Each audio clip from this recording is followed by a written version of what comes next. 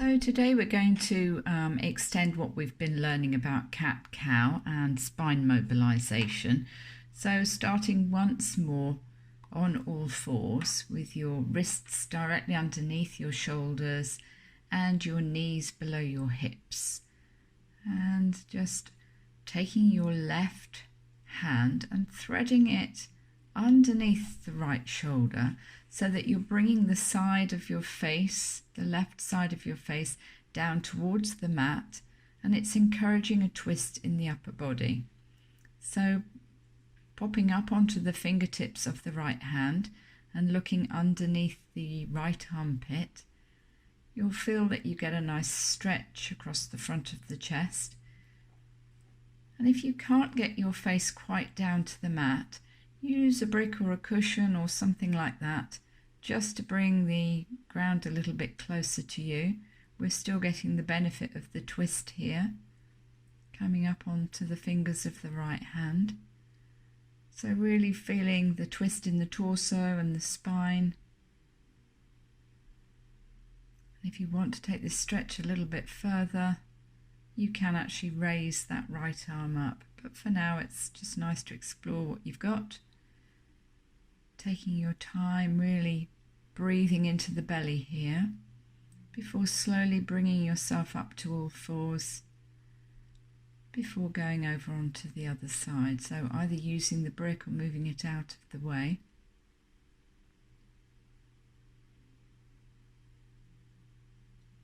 And pushing yourself right back into child's pose, extended child's pose.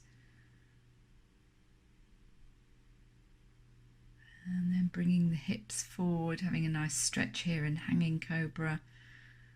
So no need to stay for very long in either of the positions. We're just sort of working through the range of movement.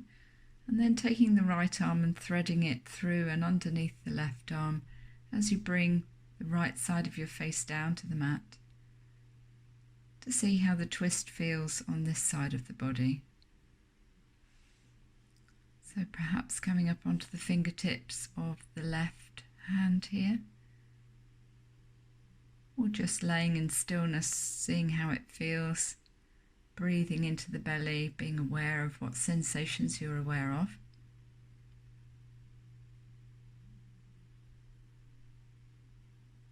And then very slowly and carefully unwinding out of this position, back to all fours, coming forward into hanging cobra, just stretching through the hip flexors there before pushing all the way back into extended child's pose again, really raising your fingers off the mat here for a moment. And then back to hanging cobra. So these are very small movements where we're just exploring what range of movement we have today. And then perhaps taking full child's pose with the fingertips pointing backwards, maybe resting lightly beside the feet. Really curling into a little ball here. And breathing with ease. Just noticing how you feel after that twist.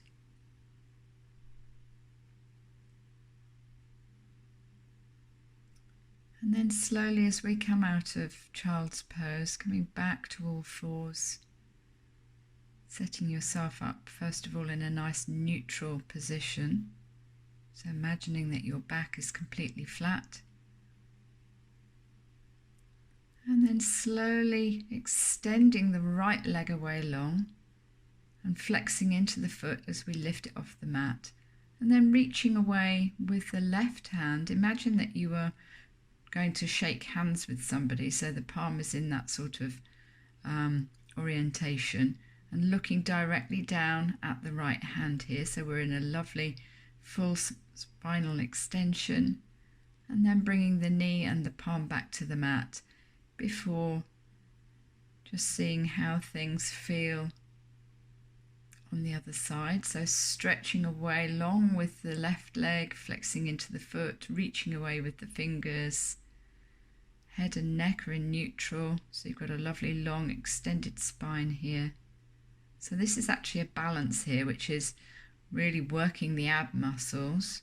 So you might find that you're shaking a little bit. Bringing both the knee and the palm back to the mat once more.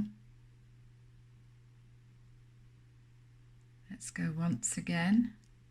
Left arm stretches away, right leg flexing into the foot, looking down. So we're trying to keep the spine extended and fairly neutral here. And then let's reach away with the right hand and the left leg. So flexing into the foot ensures that the hamstring is fully engaging in the extended leg, which also means that it's working the glute.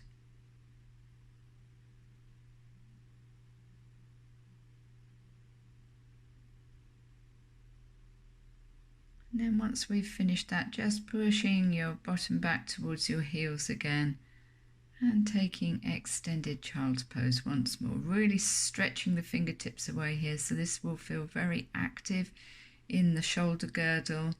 Really make sure that your head and neck are in neutral. Fingertips are spread wide here. So we're gently resisting the mat with our palms here. There's a little bit of tension going on. And then slowly bringing yourself back up through neutral.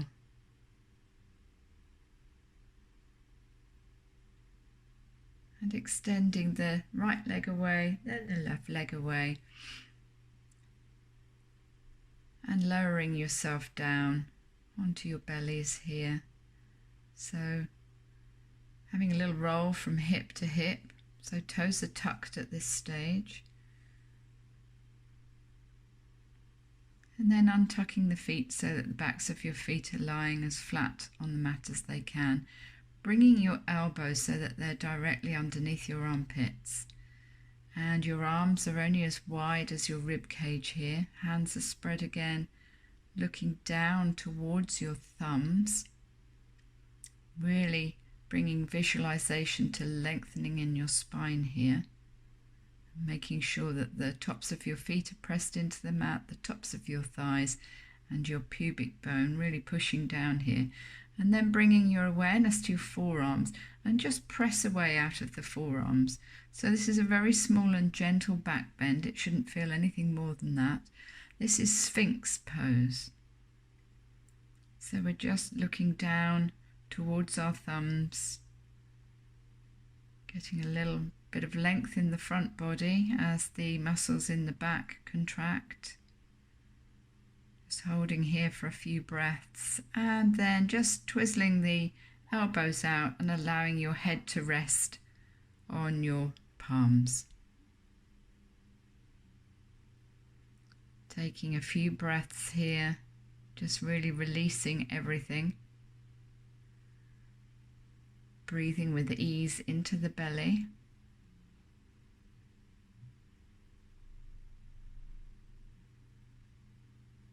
Just following the breath, not being in any hurry here. Each time we're asking the body to do something, we're also giving it a chance to recover from what we've done.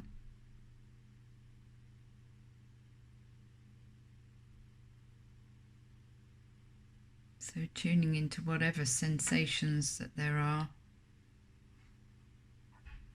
And then slowly bringing yourself back to the Sphinx position again. So elbows tuck underneath the armpits.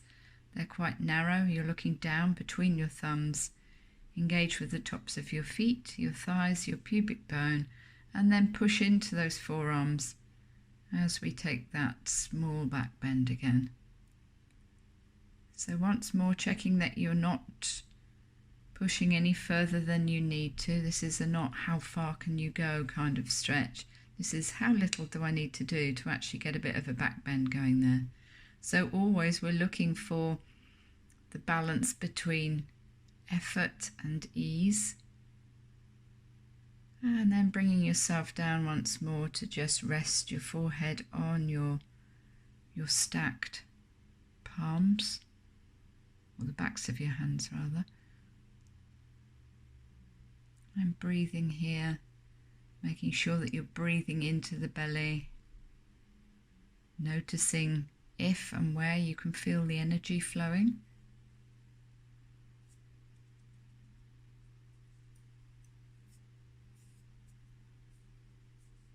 And then moving the hands back now so that your thumbs are in line with your armpits. So we've moved the elbows right back, same sort of engagement, so tops of feet, tops of thighs, pubic bone. But this time we're going to be using our triceps and our biceps to help with this move up and down. So lining ourselves up nice and long in the spine, looking directly down. Elbows are winged right in close to the body, so we don't want them spanning out to the side. And then just slowly pushing the mat away as you bring yourself up into a small back bend here. Looking down at the mat, we don't want to be bringing any flexion into our neck here, so neck is neutral. And don't hold for any longer than you need to. If this is a difficult or a challenging stretch for you, remember that less is more always. Just do what you need to feel the benefit of the stretch while you're still able to breathe. And then lower out of it. It's better to go for quality here. And let's give that one more go. Just really noticing if it's the biceps or the triceps that are working here, bringing your awareness to which parts of your body are doing the work. Being body aware is everything, especially as we start to age. I mean, none of us are of an age yet, but as we start to age, it's just so great to know what is normal for us, what is normal for our range of movement. If we know that, we can spot things when they start to go, not wrong, but when they're no longer going quite as right as they should be. So one more raise into Cobra here. Really feeling the stretch down the front of the body before lowering down again. Slowly, slowly letting the triceps do the work here.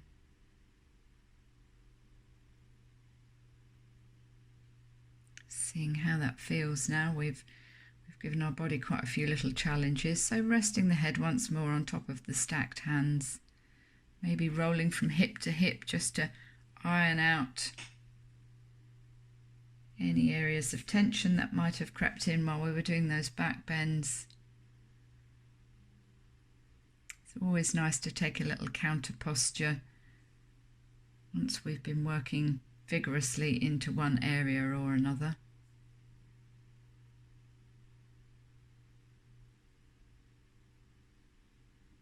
And then tucking the toes in both the feet, bringing our hands back and gently pushing ourselves up so bottoms come towards the heels, untuck the feet, bringing yourself back into a neutral sort of position in tabletop.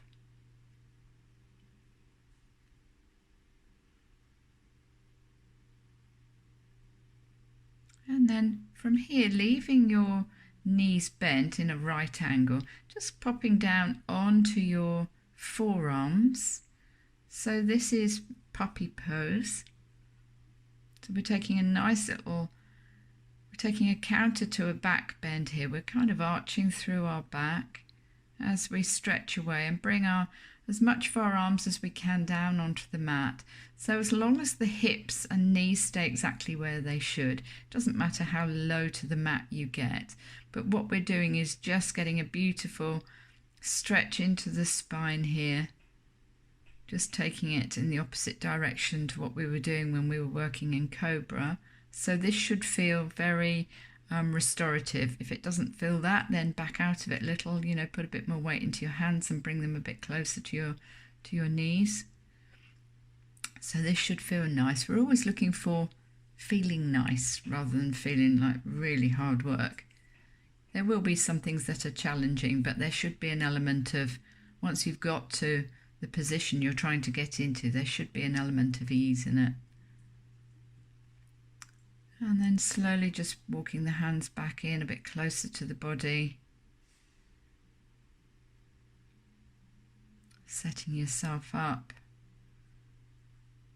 Just seeing how you feel here before tucking your toes, rolling your bottom back onto your heels, and very, very slowly and mindfully rolling over the feet here, bringing the hands to the mat, and then just tucking in with knees bent generously for a forward fold.